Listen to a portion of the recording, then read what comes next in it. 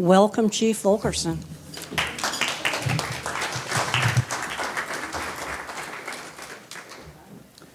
Well, thank you for that outstanding introduction. It's going to be hard to top that. So I figured I heard a rumor that some of the people here like trivia. So I thought we would start with some Winter Park Police Department trivia. And I actually have prizes to hand out if you get the question right. So, and as my experience has been with trivia, adults are not as practiced as younger students who are in school. So if you know the answer, raise your hand, don't shout it out, and we'll try it that way to begin. Is everyone excited about trivia? Who are my big trivia players? All right, we're gonna start. What year did the Winter Park Police Department begin? No takers? All right, 1887. That was our first year. All right, and if that one didn't go over well, I'm going to guess you won't know this one, but we'll try it anyway. Who was our first agency head? So our first agency head was a marshal, and his name was Alex Earl. And the difference back then is Winter Park was a township and not a city. So a township has a marshal and not a police chief. We're obviously a city now, and we have a police chief now. All right, now there has to be some guesses on this one. How many police chiefs or agency heads have we had since 1887? 22. All right, 22. See, I told you, no raising the hand already. First one. 22? Nope, very close. No, not quite that many. 22 is close. 25. Close. Nope.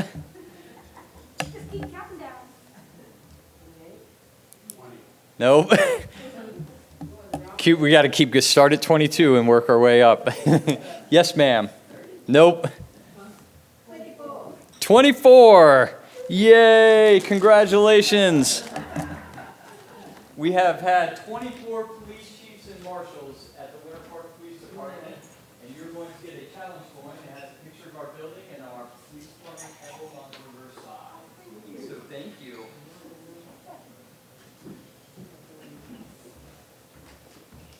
So we have a very long history of good law enforcement in the city of Winter Park, and as a police chief, I aim to keep our agency moving in the right direction. And like Commissioner Sullivan said, I'm always looking for opportunities for us to improve. Any of my employees will tell you my patience, I have very little of it. I like things to move forward. I like things to move quickly. I like people to do their job and be competent at their job. So I have high expectations for our officers. I feel that the city treats our officers very well. So I feel that that expectation is justified for us to have that expectation of them. All right, I have some more trivia questions.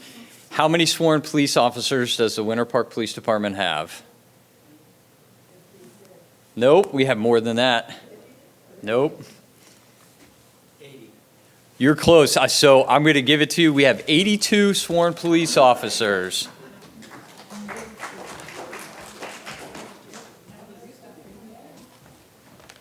"82 police officers serve your community 24 hours a day, 7 days a week. And as a whole, we actually have 127 employees at the police department. So we run our own 911 center, which has to be staffed 24 hours a day, 7 days a week. And our minimum staffing at our 911 center is 3 operators, but we like to have 4 working at a time. So we do have a very large staff at the police department. All right, someone has to get this one. What is the #1 complaint that our police department receives? Parking dogs. No. No. Speed. There, speed, absolutely. The #1 complaint. I was betting someone would say traffic in general, but speed is definitely the #1 complaint. Yes, ma'am. Oh, well, I have one for you, absolutely. That's all right. If you said 24, you get one too.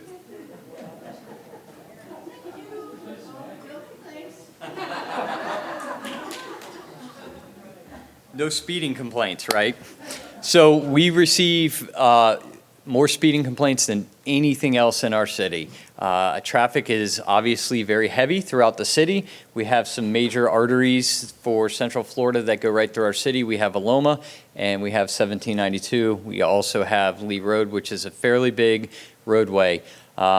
Any guesses on how many cars go on Aloma each day? So I will tell you this. So we average over 1,000 speeders a day on Aloma Avenue in each direction. So and how do we know that? We have equipment. It's called a speed spy. And we put a box on a pole, and it clocks every car. It counts every car that goes by, and it records the speed of every car that goes by. And when we set a threshold of 12 miles an hour, we get about 1,000 cars every day in each direction that's breaking the speed limit. So, as you can imagine, if you've driven down Osceola, you see our officers sitting there in Hankel and Osceola and Trisman and Osceola on a regular basis. We actually write about 20% of our speeding tickets at that one location right there. But the reason we do that is because it does have extremely heavy traffic volume, and we do have a significant number of cars that are breaking our speed limit. So, the police department cannot fix speeding. We can't do it. We can write all the tickets that we want to write, but ultimately, it is up to our commuters to make the decision to follow the speed limit. So anytime I get to talk to a group, I ask them always, please, please, please, when you're driving, follow the speed limit. So traffic on Osceola also, if you're not aware, we've had 2 fatalities on Osceola in the last year. So, and we average about 5 to 6 crashes every month there. So traffic is a big problem, speeding is a big problem, but we are out there and we have asked our officers to issue more citations and conduct more stops. So if you are breaking the law and you do receive a citation, now you know why. It's because it is our #1 complaint, and we do have the volume to justify us being out there and enforcing the law. Any questions on speeding?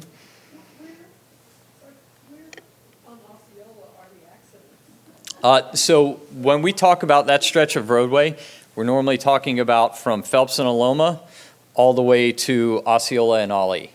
That Ollie, where Dinky Dock is? So that stretch of roadway, yes, the curves, where it goes from Fairbanks to Osceola to Brewer to Aloma, changes names 4 times in a quarter of a mile. So that stretch of roadway. All right. Yes, sir. What about the famous red light runners? The red light runners. So we do have red light cameras. We have 8 red light cameras, and they issue red light citations regularly. So. Is there one coming maybe near Aloma and Phelps, where my wife almost got killed on September 4, 2020? So I don't think Aloma and Phelps has been studied for a red light camera. So anytime we want to do something like a red light camera, we have to do a traffic study, and we actually have to apply to FDOT because it is an FDOT roadway and have them approve it. But that section of roadway is on FDOT's map. We just had a meeting with them. The funding to do the traffic study is there, and they are looking at many options to help reduce crashes and speed on that roadway. So that is actively being worked by not only us, but traffic engineering and FDOT. Yes, ma'am. Oh.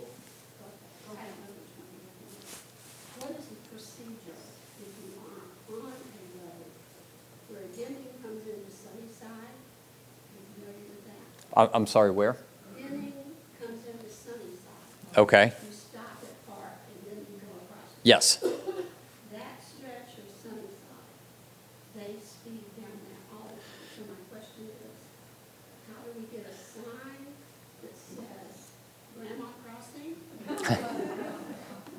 Or something that indicates. So that's an excellent question. So to address the first part, when you have a speeding complaint, how do you get the police department to do something about it?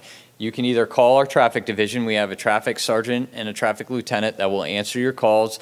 And if they don't answer it, they will absolutely call you back. And you tell them, this is where I live, or this is where I drive, and this is where I'm seeing the complaint or the violations. And we will do what's called an area patrol. And that will give the officers a block of time. And we try to keep them from 2 weeks to 4 weeks in that range, where we expect them to go out there and do enforcement in that area. Now, if it's a persistent problem, we can put our speed spy up. And our speed spy, again, is the box. It counts cars, and it tells us how many speeding violations we will have. So I will tell you right now, we do have roadways where people say, there are cars speeding, and we put the speed spy up, and we find that there aren't cars speeding there, that people's perception is that they're speeding there, but they are in fact not speeding there. So in order to get a crosswalk, we would have to do a traffic study on the roadway, and normally our traffic engineering with the city does those studies, and then they would have to budget, make sure the power and all of the resources they need to put a lit crosswalk in are there. How about just a slow down sign? Slow down sign, again, that's something, if it's a persistent problem or we find it's a persistent problem, we get with traffic engineering, and traffic engineering will create a sign. But we work very closely with traffic engineering to make sure we don't put up too many signs, but the ones that are absolutely needed, we don't mind at all putting up. Yes, ma'am. What are we doing about people's driving ability in terms of going from the middle lane to the outside lane and back? I live in Altamont now. I'm a Winter Park lady from the 60s, when it was nice and easy down here driving. What are we doing? Oh, boy, thank you. Like I need this. What are we doing if a police officer sees a car? I'm doing a little survey just by myself of what kind of car is doing this. The other day, yeah, I am. I'm a New York City driver. I was coming down 1792. I was coming down Maitland Avenue, getting on 1792.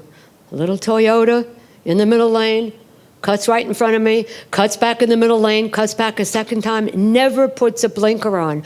We have got to do something about the poor driving in this community. We have a lot of older people that drive here. We're all trying to stay safe. We're all trying to not have accidents. Our driving down here is abominable. I rest my case. I agree with you 100%. 100%. People are distracted, obviously. Everyone has a phone now, a smartphone. You have a computer in your hand and, yep, looking down at their phones or, yeah. It is a problem. So we'll see how it plays out long term, if smart cars help us with those issues. But for us, enforcement is the answer. That is our solution, writing tickets. So, which everyone loves, right? Everyone wants a ticket? No. All right, we're going to move on. I have one last trivia question, and this will segue into our next topic. What is the new 3-digit dialing number for the National Suicide Hotline? Nailed it, 988. That was amazing.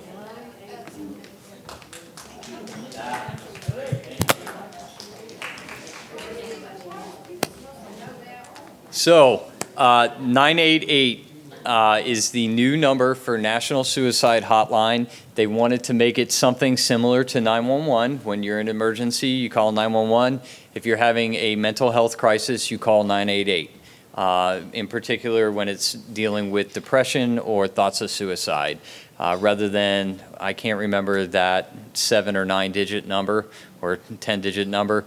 So they made it 3-digit dialing, which is huge. Hopefully get that information out and people will recognize 988 now and have it more readily available.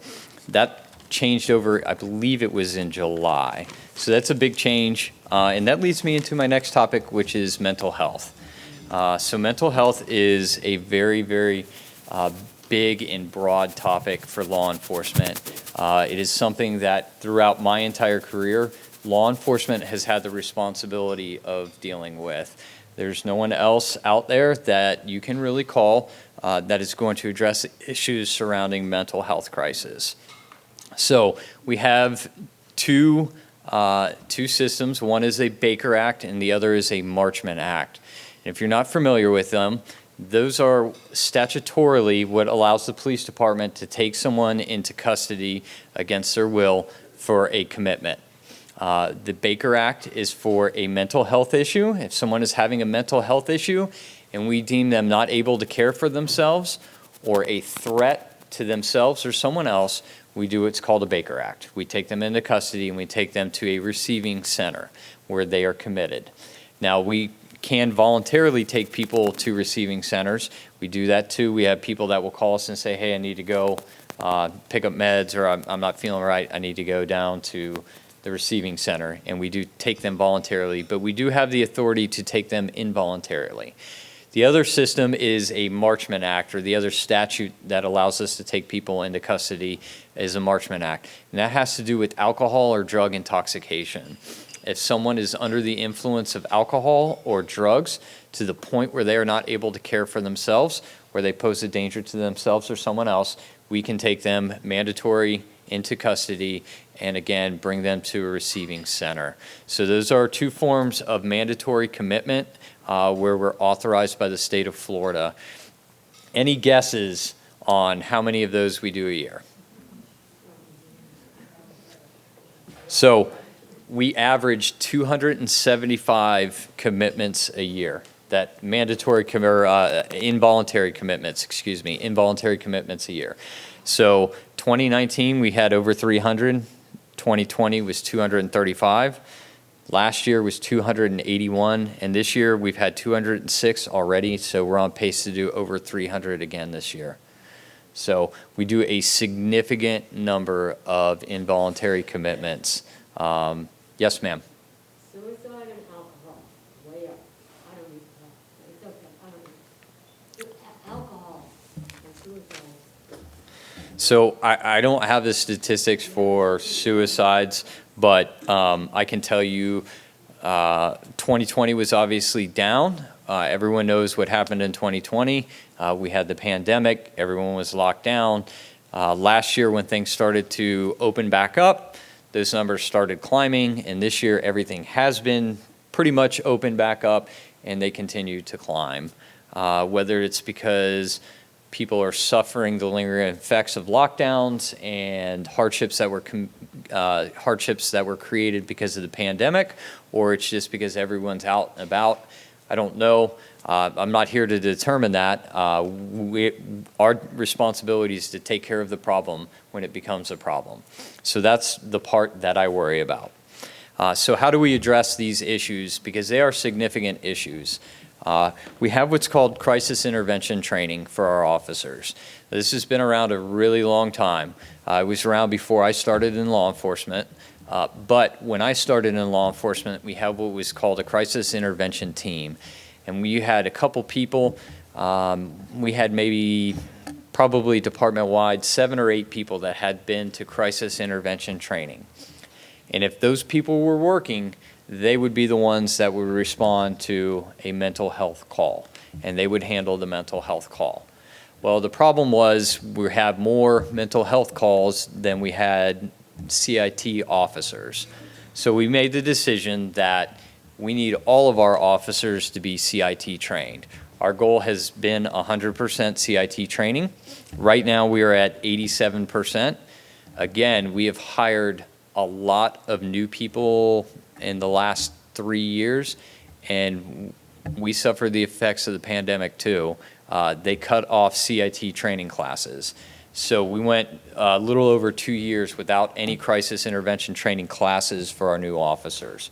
So those classes are being put on once again, and we're getting our new officers trained. So I'm very proud that we're at 87%. But again, I'm a little disappointed we're not at 100, but we will get there without a doubt.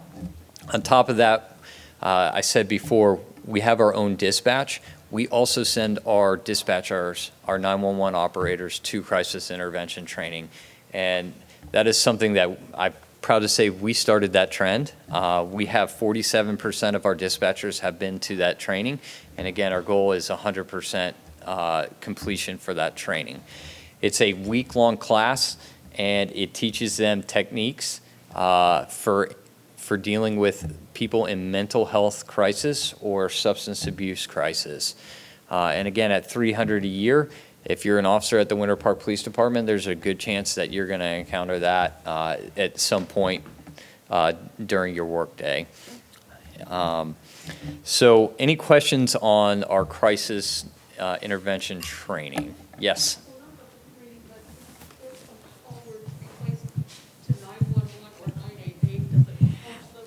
Let me ask you to use the microphone because we do have people with hearing problems and we want to make sure everybody hears the question. The question is, if someone within the city were to call 911 or 988, does it come to Winter Park Police Department or the county or where? So that's a great question, and there's the simple answer is no. If you dial 988, it goes to the National Suicide Hotline. That's not based here in Winter Park. In fact, I don't even know where they are based out of. I'm sure it's spread out, the call center. 911, if you have a landline and you are in the city, odds are you're going to get the police department, Winter Park Police Department.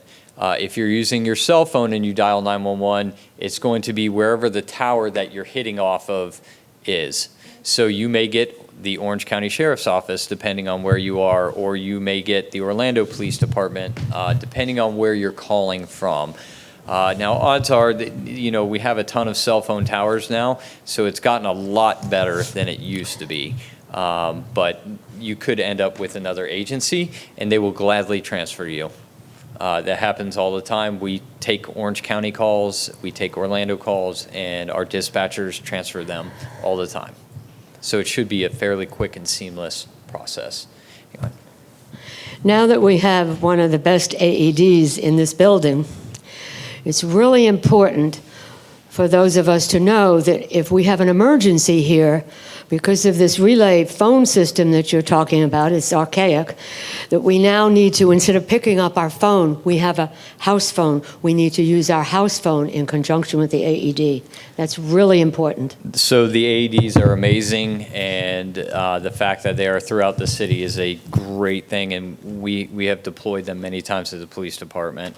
But I would tell you, no matter if it's a landline or your cell phone, if you're in an emergency, call 911. Dispatch will get you to the right department without a doubt.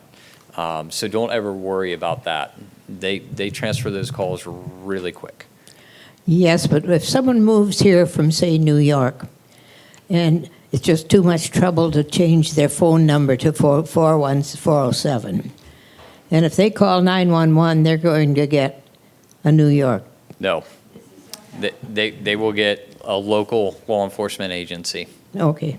Without a doubt. Thank you. I'll sleep better tonight. Yes.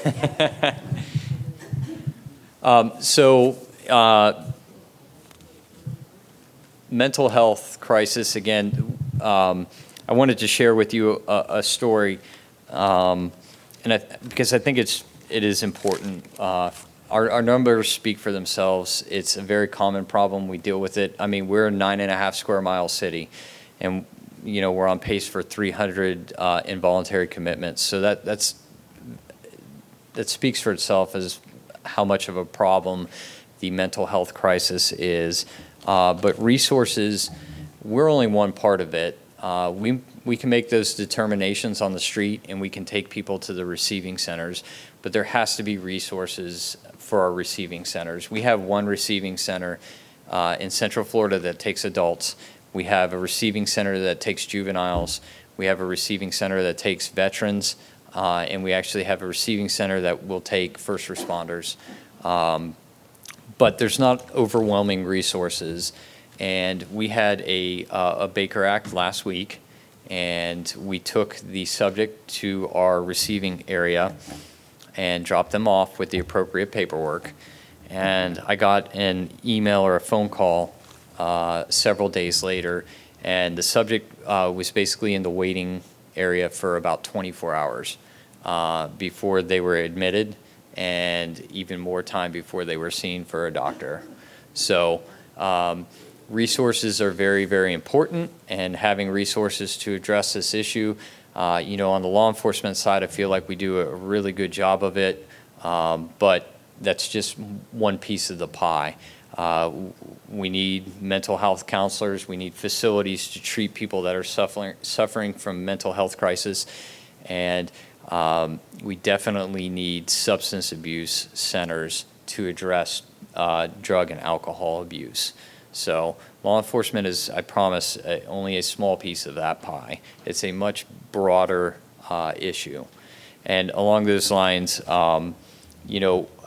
Orlando and everywhere else in this country is experiencing a epidemic of overdoses. Fentanyl has become a very, very prominent drug. We are not exempt from that in this city, as much as I wish we could be.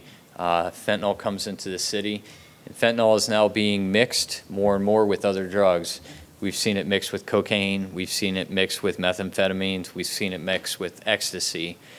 And my wife, who's a nurse, she's like, it doesn't make sense. Why are they mixing fentanyl with these other drugs?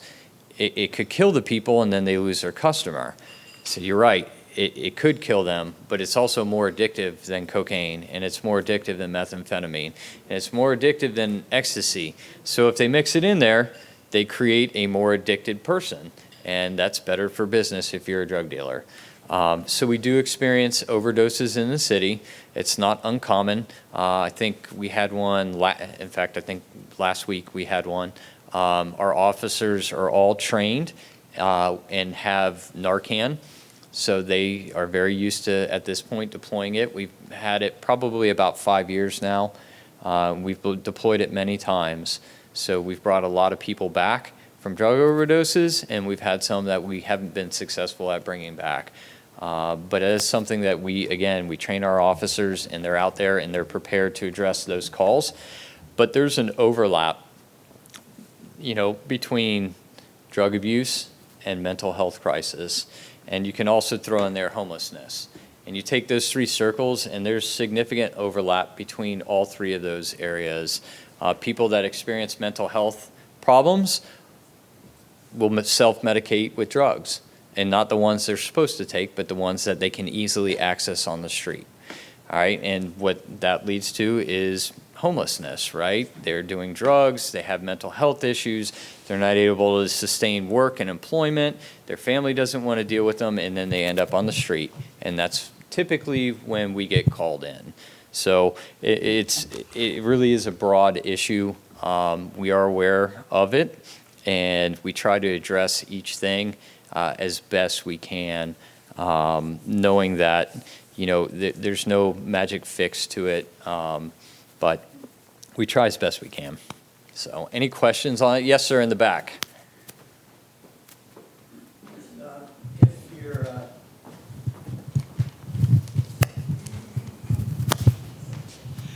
If the police are giving instructions to somebody, perhaps they're trying to arrest them and they're not following instructions, is there somebody in the police that does sign language in case they're stone deaf and they're not hearing what you're saying?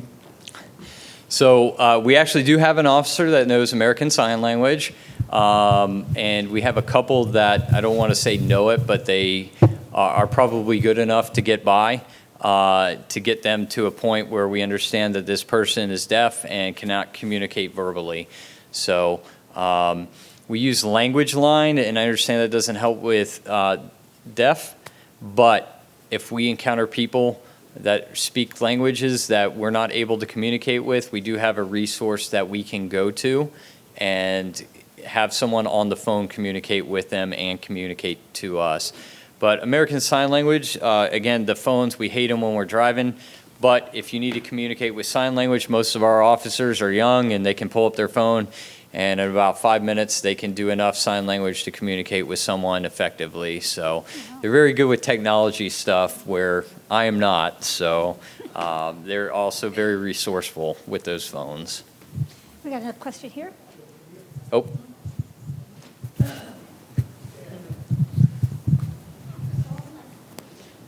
I'm curious about, especially the baker, but also the marchman, what kind of protections does the police department have against lawsuits because it's a call to make? So we are exempt from liability. It's much like anything else. When we're acting inside the scope of our jobs and we haven't chosen as an individual to step outside of that scope, we're protected by the law. So I'll just say this, 21 years, we've had a couple lawsuits. Those lawsuits don't come from people that were Baker acting. Most of those people, whether they want it at the time or not, are appreciative of the services they get. So even when they're kicking and screaming and they don't want to go down there, most of the time after they go down there and they've had a chance to get back on their medication or regulate, they are appreciative. And we have people that I've dealt with since the day I started here. They're still out and still see them. And I think the whole thing is how you treat people goes a long ways. And we try to treat people with kindness and respect at the police department, so we get that back, including people in crisis. Doesn't mean they're bad people. They have a mental health issue that needs to get addressed. I just had a quick question. Does Narcan work on fentanyl? Yes. Okay, that's what I was- So Narcan does work. We use a nasal spray. We stick it up their nose, kind of like your morning allergy medicine, and they get a squirt. And normally it's pretty quick. We have had several cases where we had to do multiple doses of Narcan to bring someone back. Yes, sir. Yes, I have a question about, you were talking about trivia, and I do a lot of trivia, and the question I had for everyone in the room, I entered into the cell phone the highest accidental dangerous highway in the United States, top 5, and I was very shocked as what that answer was. Does anyone happen to have the answer, or do you have the answer? I-95? No? No?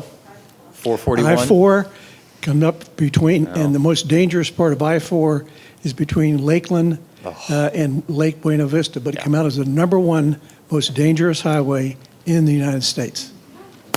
If you haven't been down there lately, don't go. I was down there yesterday. It's not fun driving down there. Because of the speed or the number of cars? I think the number of cars that drive on that section of the roadway is absolutely unbelievable. And you throw in the speed of 65, and most of them aren't going 60. If you're going 65, you're going to get run over.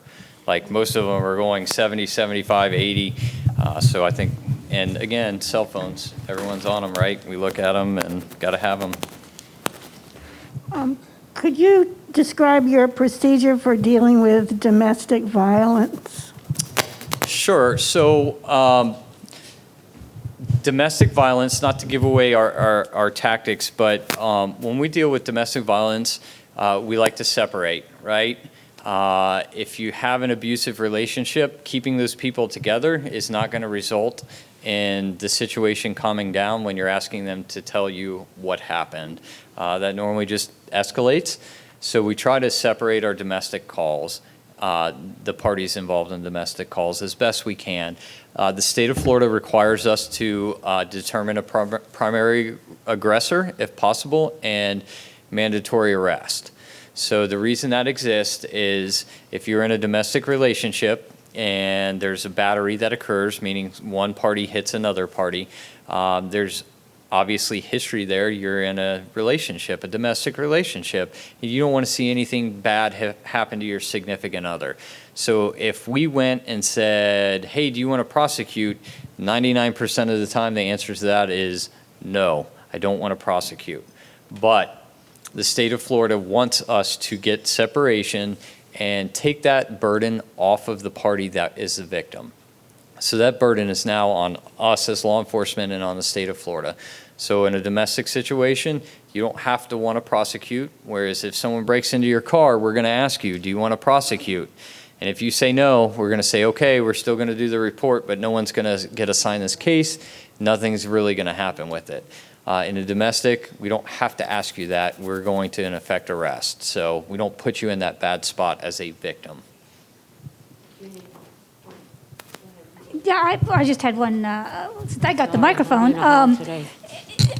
Back to the Narcan issue. I had heard a rumor at some point that they were talking about making it available over the counter. Do you think that's a good idea or a bad idea, and why?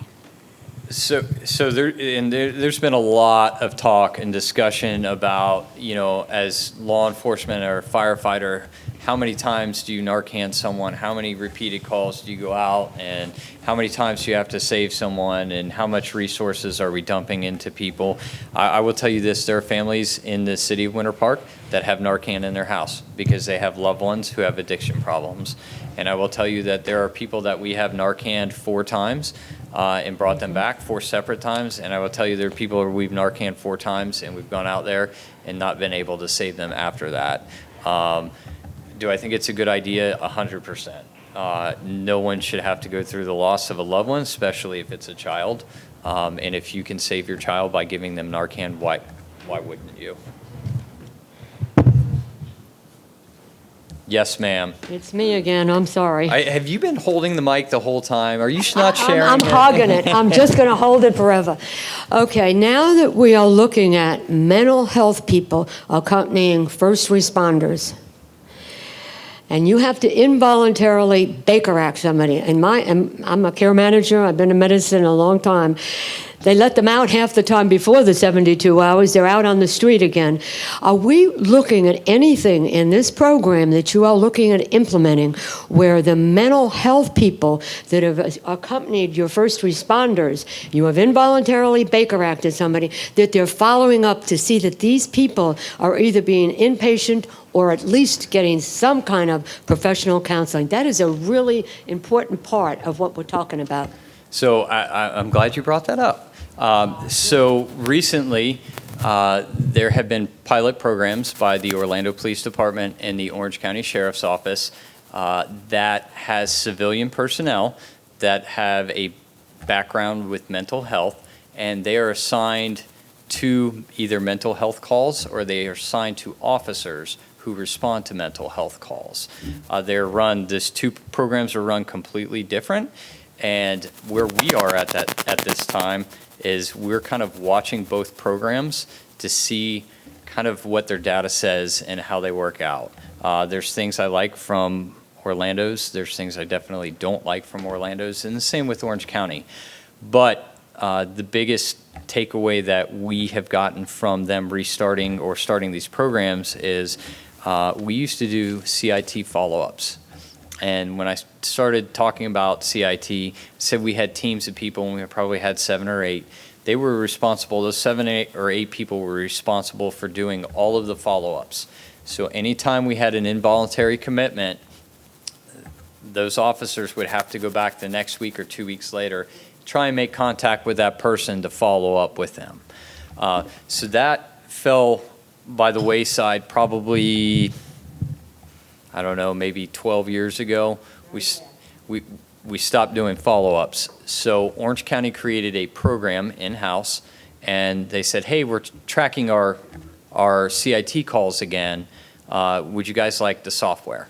So absolutely. If you have a software that allows us to track our CIT calls and do follow-ups, we absolutely. And we have begun the process of implementing that software and doing follow-ups for all of our Baker Acts and Marchman Acts, which is a very, very good thing, because what we find is some of our Baker Acts, they're consistent. They're called frequent flyer. We deal with them 3 or 4 times a year, so why not follow up with them and try and head those incidents off? Make sure that they're getting their medication, make sure that they're seeing their doctor. And some of it's access issues. I talked about this, like law enforcement can only do so much. Like they can't get to the receiving center to pick up their medication, or they're having a problem with the doctor at the receiving center giving them another prescription for the medication. So those are things we're trying to address with the follow-ups and keep them on their medication consistently. Does that answer your question?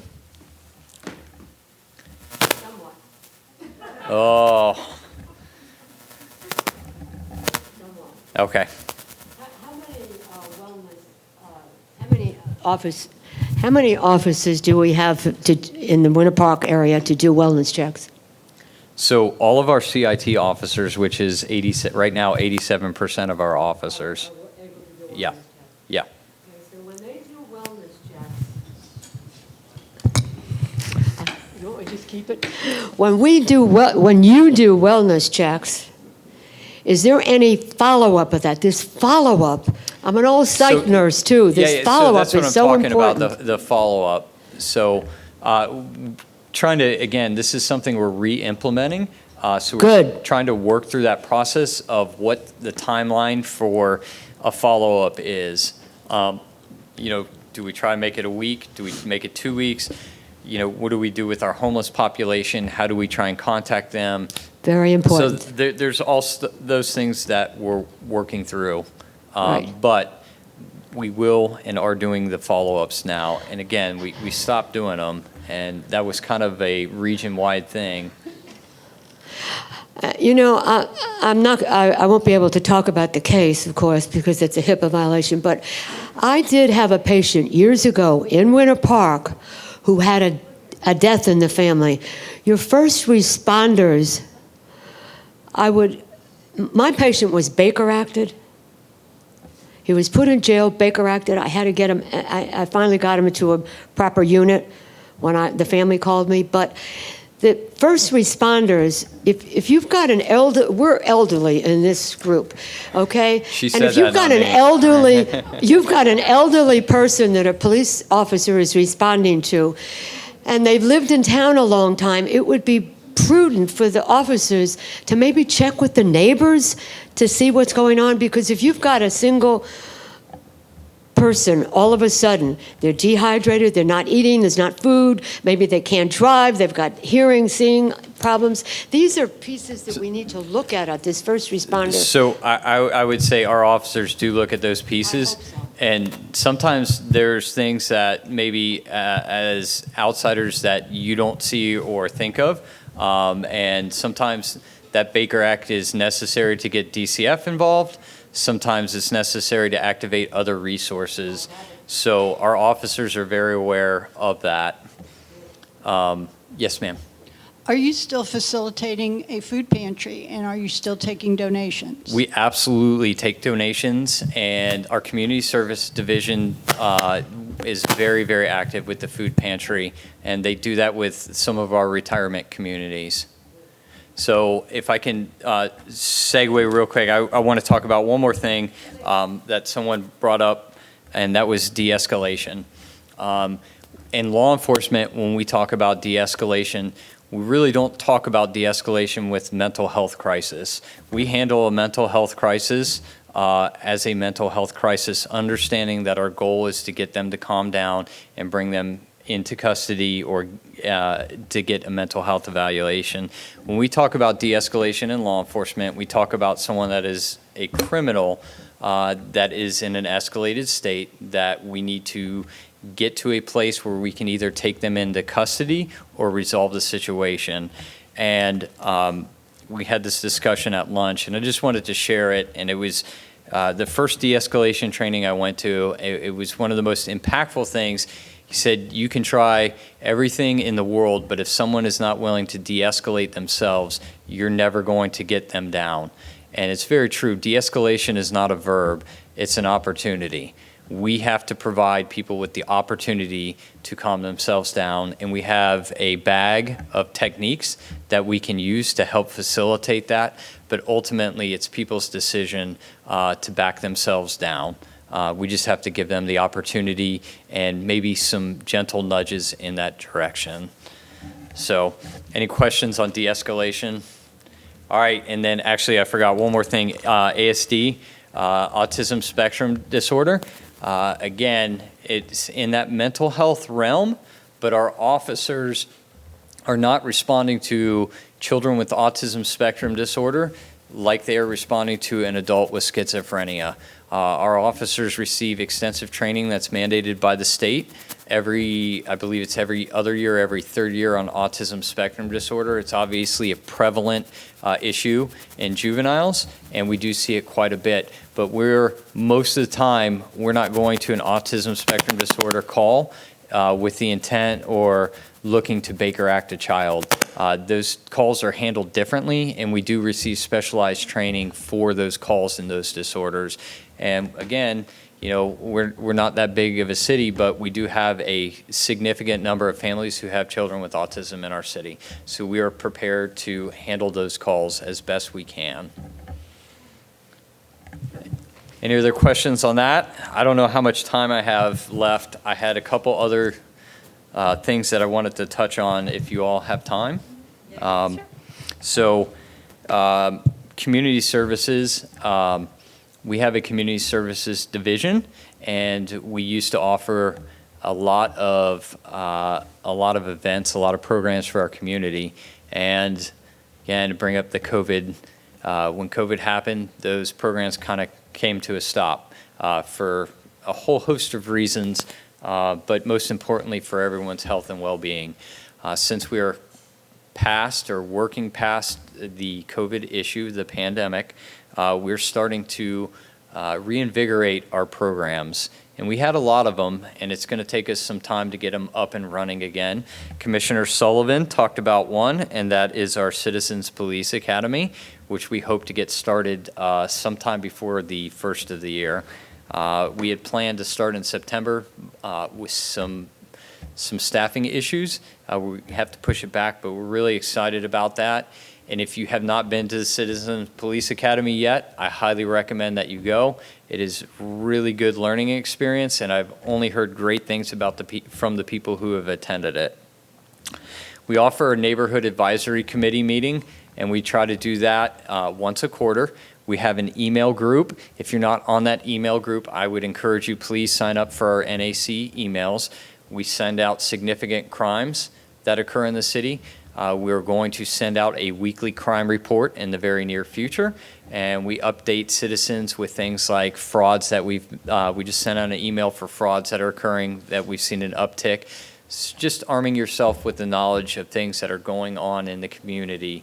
So if you can go on our website, and there's a link for our NAC email where you can sign up. If you're like me and you need help with that, please let someone know. Someone will be happy to help you. They asked me to do it, and I was like, I can't figure it out. It's like, so I get my kids to do it for me. Anything on the phone or computer, I ask my kids to do. We also used to offer a SAFE class, which at the time we were offering it was a introduction to women's self-defense. We've had extensive conversations about restarting that class. We are going to open it up. We will have women's only classes, we will have men's only classes, and then we will have co-ed classes for a whole host of reasons, but that's something that we're going to be starting in the near future. And upcoming in October, we have our National Night Out, which is our open house at the police department. If you have not been to our open house, I would highly recommend you come. I will be there, and what better opportunity to say hi to me than come to our open house and look at our department. But I think more importantly, everyone likes our canine guy will be there with his dog, so you can meet the dog, and you get to see all the different divisions within our department, and it's a really fun evening. So if you can, get out for that. Yes, sir. Will that be in conjunction with the fire department? So National Night Out is the police department's event, and we kindly invite the fire department to. So the fire department has always been on board with National Night Out, and we're really lucky. We share a building with them. We've built some good relationships, and they have a lot of fun stuff that people want to see. So I think last year they cut a car, right? They had the jaws of life out there, and they were cutting a car. And so they have lots of fun stuff, and they like to join us for National Night Out. So yes, the fire department will absolutely be out again this year for that. So come on out to those things. And the last thing I'll talk about is a live crime center. And this is a concept that is becoming more and more prevalent in law enforcement. And it's a concept that we are working on actively at the police department. So a live crime center is kind of easy to explain. It's a room with a bunch of TVs in it. So we're not watching football or baseball or any of the sports, although we could with football season coming up. Florida games only, though. No Notre Dame. So it's a room with a bunch of TVs, and those TVs and the computers in those rooms, we have access to cameras.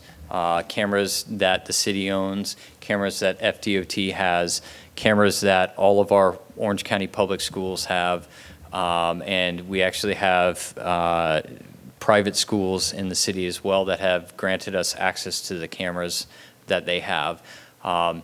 The idea is we have a call-based access to a camera, meaning we're not sitting looking at cameras all day. There has to be a call at that location for us to access the camera. So if we have a call in, let's say, Winter Park 9th Grade Center, the people that are assigned to the crime center can pull up those cameras and get access to it right away. And we can find out what's going on and feeding information. We also have access to the cameras at our public housing complexes. So we right now have over 1,000 cameras that we can access in that one room. We would never be able to cover all those areas with officers, and how quickly we can get access, it really is invaluable, and it's kind of where policing is going. I'll give you two really good examples. We had a car fire at an apartment complex. They were able to pull up the camera. They saw where the car fire was. They told the fire department exactly where the car fire was, how far away it was from the building, that there was no other cars next to it, and that it wasn't touching the structure at that time. So they were able to pull that up before anyone even got remotely close to the scene, and they were able to feed all that information to the fire department. Another example is we had a stolen car. Our officers got behind it. They conducted what was called a felony stop in the middle of a road. Our crime center people pulled up the cameras. They were able to watch that felony stop, and the advantage to that is if something went wrong, instead of our officers that are dealing with the problem having to get on the radio and communicate with everyone, people in the crime center can feed them information. Hey, they're fighting with the guy took off running, this is the direction he's running. So they're able to focus on their job at hand, their task at hand, instead of always being on the radio having to feed information. So in the short time we've had it, it's been very beneficial. We had a young lady that was reported abducted, and within 20 minutes we had her on camera. Within 45 minutes we had the vehicle that picked her up, and within an hour and a half we had her back to her parents. All because of our access. And again, a lot of people are like, oh, cameras and Big Brother's watching. We can't watch 1,000 cameras at the same time. It has to be call-based. That's the only way to do it for us to remain transparent, is to have a call-based system. So if you all have any questions on our live crime center. All right, any other, yes, ma'am.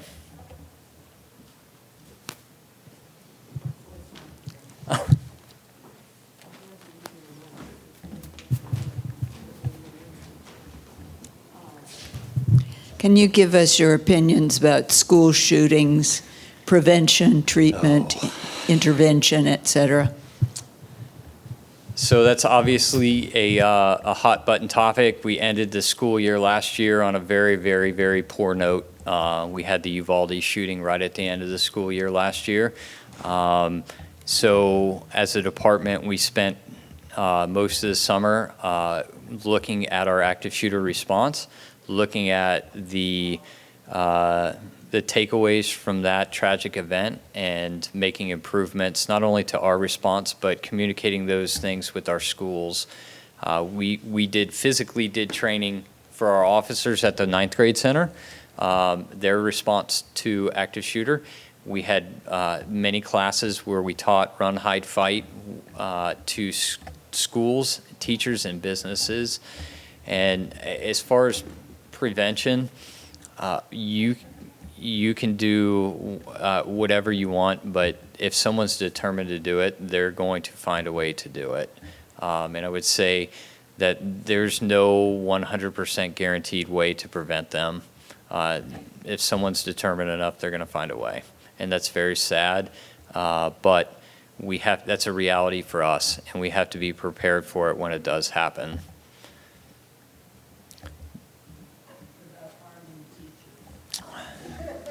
I'm not touching that with a 10-foot pole. We are very, very fortunate in the city of Winter Park in Orange County to have a great working relationship with Orange County Public Schools, and we have tremendous support for our school resource officers being in schools.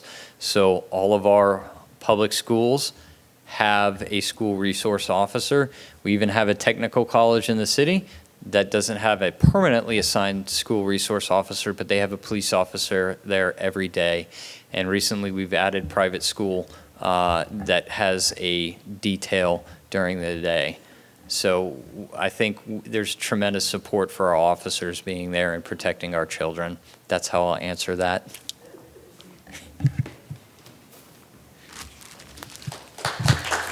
Thank you all very much.